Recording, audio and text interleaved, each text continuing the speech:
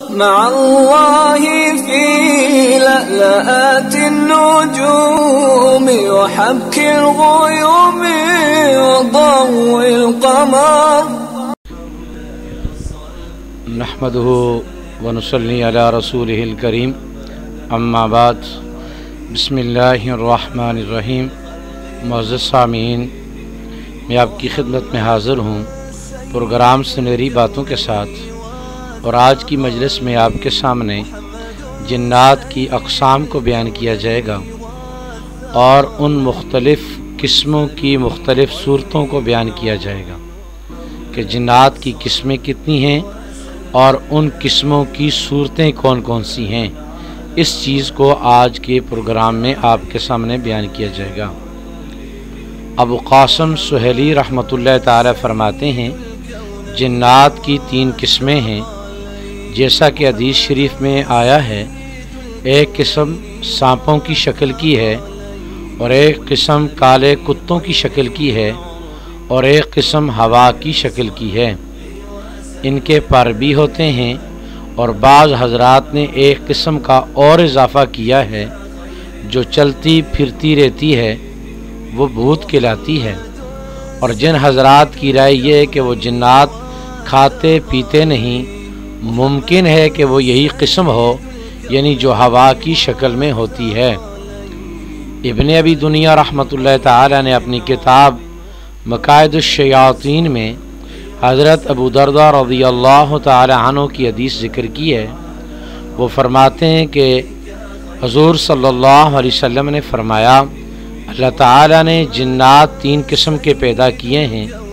ایک قسم سانپ، بچھو، کیڑے مکوڑے، اور ایک ہوا کی طرح ہے، اور ایک قسم ہے کہ جس سے حساب کتاب ہوگا۔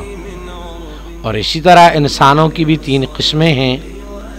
ایک جانوروں کی طرح ہے، جیسا کہ قرآن کریم میں ہے لہم قلوب لا یفقہون بہا ولہم اعین لا یبصرون بہا ولہم آذان لا یسمعون بہا، یعنی نہ وہ سمجھنے والے دل رکھتے ہیں، اور نہ دیکھنے والی آنکھیں رکھتے ہیں، اور نہ سننے والے کان رکھتے ہیں۔ وہ جانوروں کی طرح ہیں، اور ان کی روحیں شیطان کی روحیں ہیں۔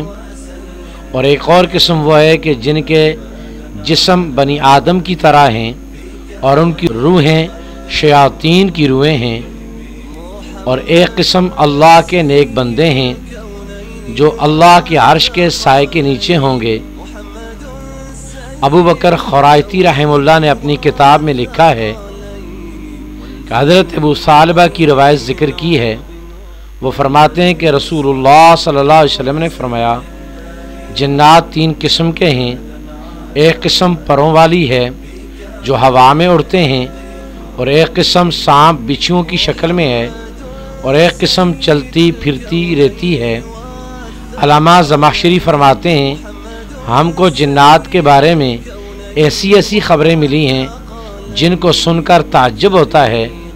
جنات کی ایک قسم ہے کہ جس کا آدھا جسم انسانوں جیسا ہے، ان کا نام شق ہے۔